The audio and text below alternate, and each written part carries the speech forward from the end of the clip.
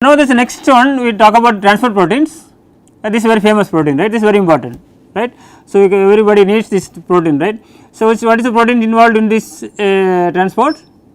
Oxygen transport?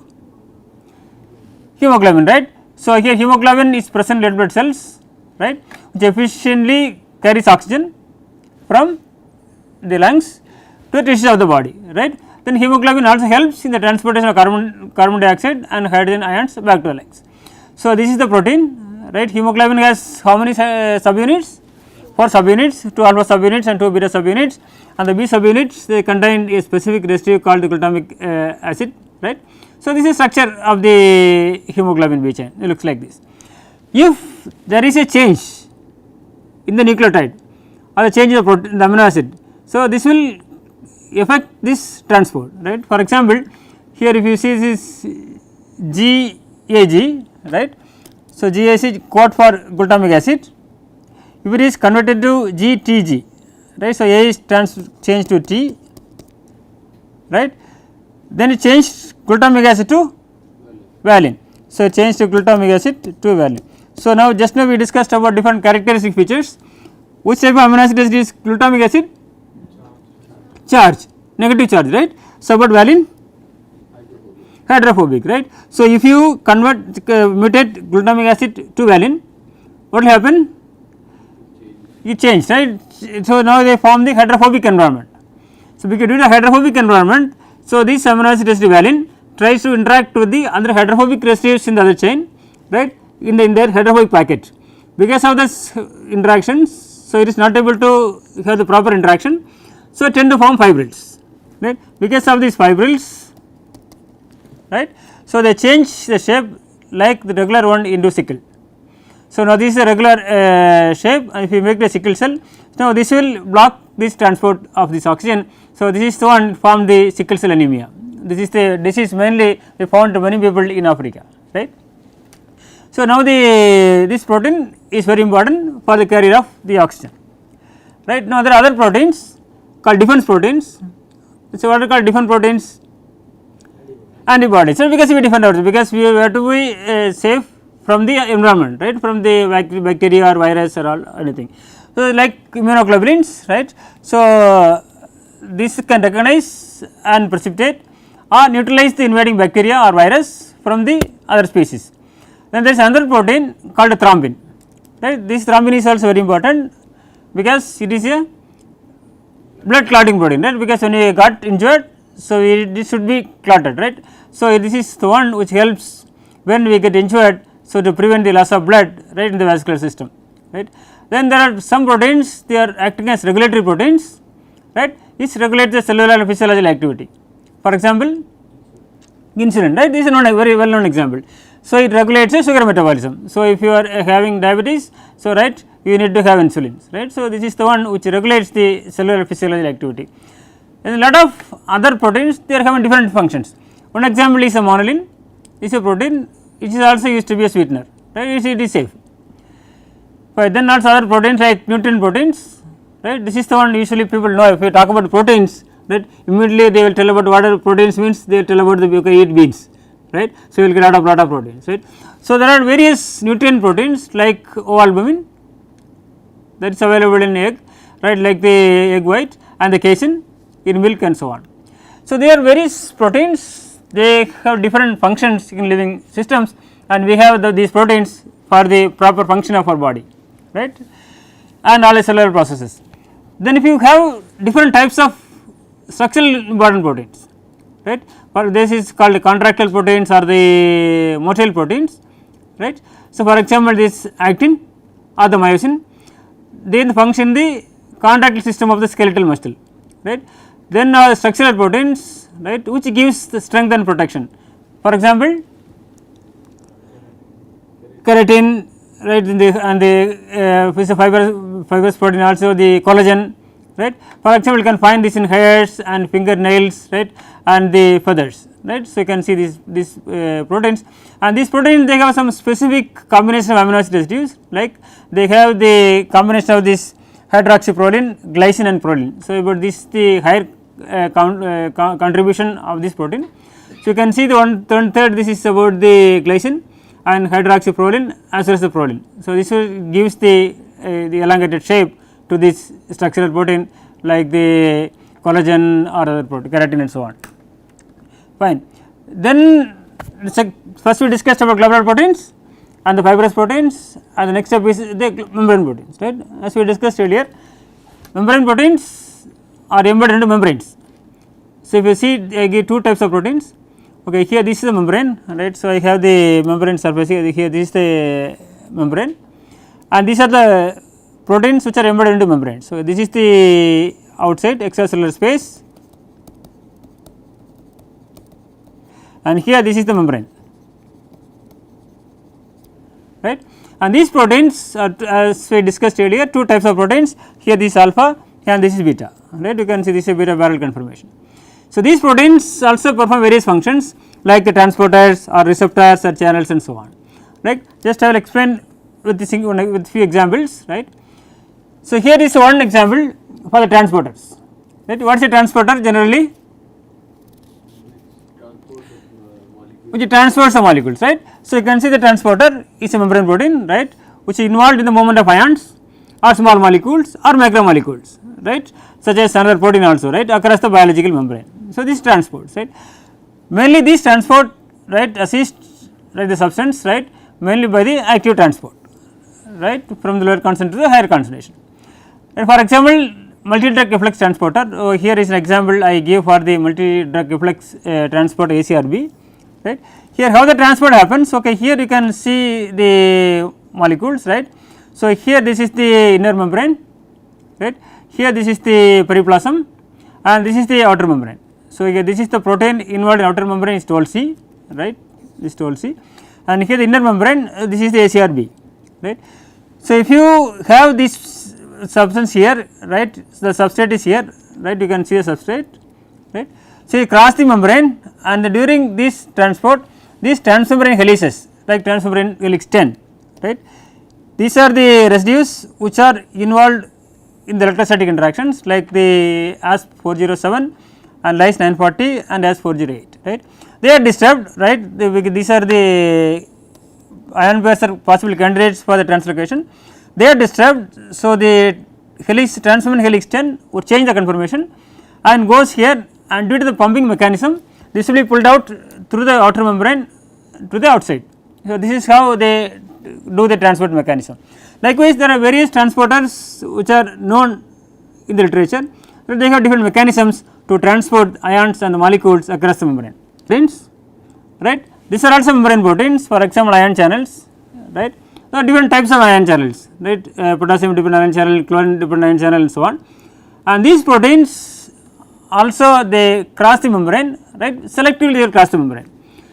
There are two properties for this transport. So, one is the selective ion conduction and the second one is gating. So, one is selective ions means this will select only some ions, okay. For example, they select potassium but not chlorine, right. Likewise, they select some sort of selectivity. So, this will allow only to some ions, and the second one is the gating.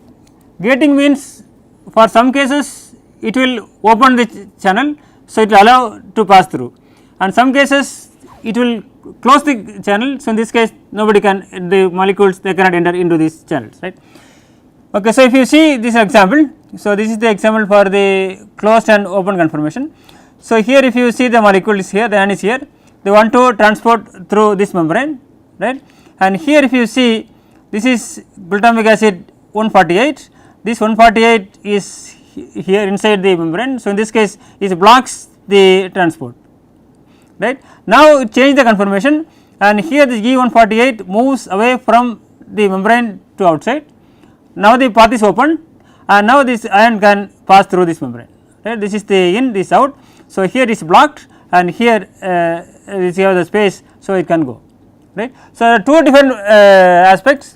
One is the selective ion conduction, they will allow to pass only specific ions, and the second one is the gating.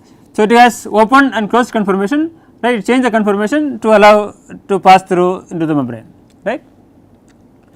Okay, this is another example called olfactory receptors, right. So, olfaction is one of the senses involved in the perception of chemo signals, right. So, how to get these olfactions? And smell, right. So, if you see the malaria, so it is one of the major causes because the mosquitoes can recognize human, right. This is why mosquitoes bite and then cause malaria. If mosquitoes cannot get this olfaction, cannot recognize human, then we do not have any problem, right.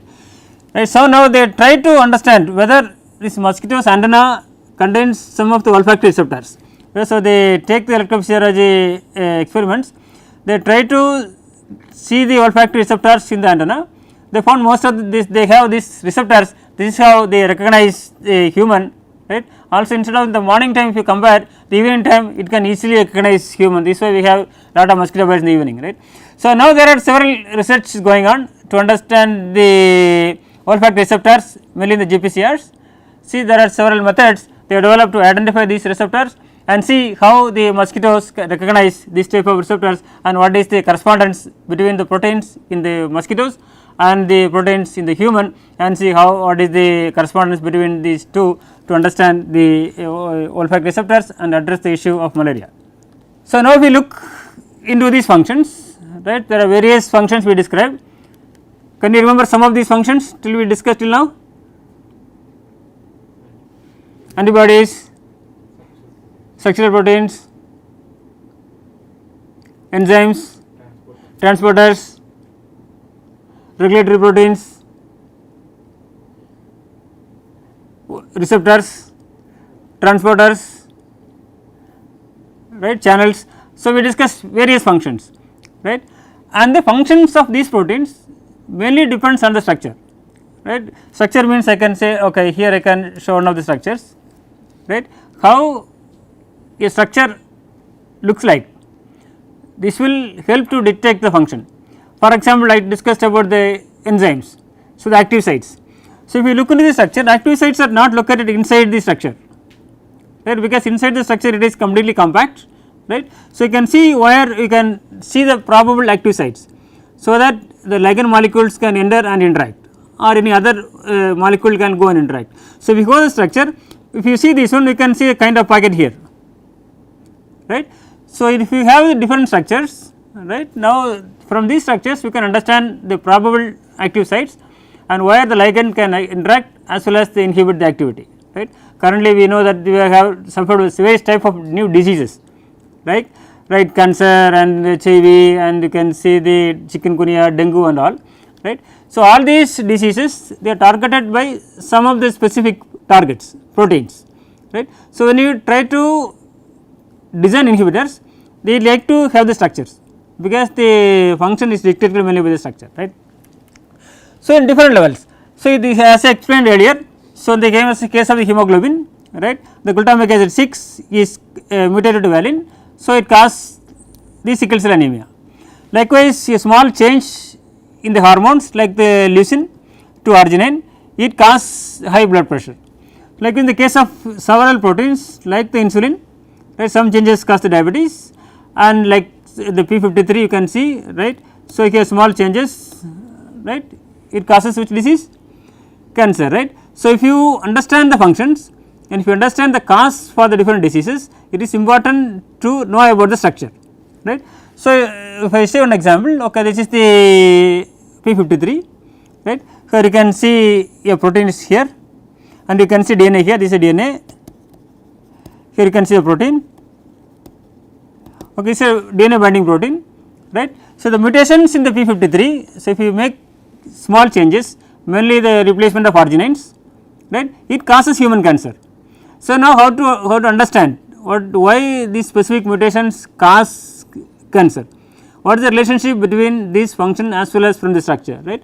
So, in this case you need to get the structural information because the structures are known. So, you can see the proteins, right, this is DNA and you can see the sites where the proteins can interact. Okay, we see the DNA side, you can see here the region where the proteins can interact with the DNA, right. So, when you mutate these amino acid residues which are binding with the DNA and see how their activity changes or how they decrease or increase the binding free energy or the binding specificity. So, whether you see the DNA binding with the proteins, and this will help you to understand how the specific mutation or the structure is important to understand the binding specificity of these protein DNA binding complexes, as well as how this will affect to the disease, for example in the case of cancer. So, likewise they try to get the features, they try to understand the molecular mechanism or the basis of the diseases based on the structures. So, to understand the function it is essential to know about the structures, and this is the reason why it is much emphasis is given to understand different structures. So, when you look into the protein structures, right, so there are various levels of protein structures, right. So, primary structure, secondary structure, tertiary structure and the quaternary structure. Just I will mention these names and we will discuss the details in the next class, right. So, what is the primary structure? Primary structure deals with the combination of amino acid residues. So, we can get the combination of amino acid, okay, first residue is methionine, second residue is isoleucine, third residue is lysine, right. So, you can get this information and go to next level, right. Here you can see the arrangement of these residues, right. Here this is the just the amino acid sequence, right, and when how these residues are arranged, right. So, this will give you a next level of information. So, this is why they called as secondary structure. So, here if you see they are kind of a helical shape like a spiral shape. So, this is why they call this as helix, right, and then the second one you can see there is the kind of a ladder, right. So, this is a kind of a ladder. So, in this case they put this a strand. So, first letter is Greek is alpha. So, they mentioned helix as alpha helix and the second letter is beta. So, they put beta sheet, right. This is secondary level and then go to tertiary level. So, if you see the secondary level and tertiary level you can get more information, right. Here exactly how your protein looks like, how the residues or the atoms are arranged in a 3D structure. So, you get the complete picture of all the atoms when in the case of the coordinates like x, y, z coordinates, right. This will give you a tertiary structure. Then we go one step further. So, several tertiary structures they form subunits, they collectively form the quaternary structures, right. So, if you see this is one chain, this is another chain, right. The biologically they perform the functions once they form these oligomers. If it is one it is monomer, if it is more than one chain we call this oligomer, right. So, here you can see the two molecules, right, they are called a dimer, right. So, they are very important for the function, right. So, this type of structure this assembled subunits they are called quaternary structures, right. So, in the next class we will discuss more about the primary structure, secondary structure, tertiary structure and quaternary structures and what are the information we gain from the primary structure or secondary structure or tertiary structure and how this information will be transferred to understand the mechanism as well as to understand the function. Fine. Thanks for your attention.